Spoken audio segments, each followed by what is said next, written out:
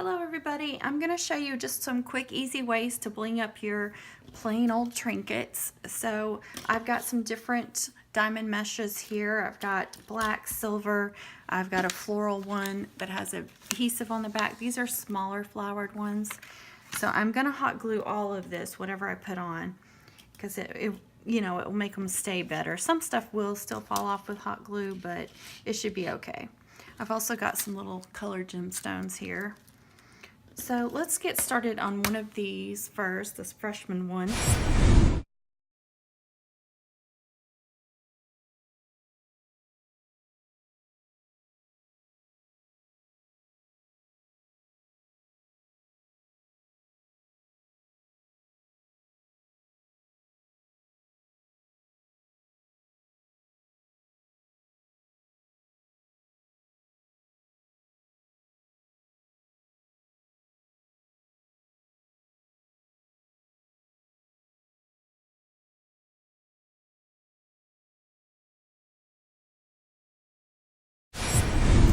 And I can also outline them. I've got, like I said, the plain diamond mesh, and this one's just cut into a singular.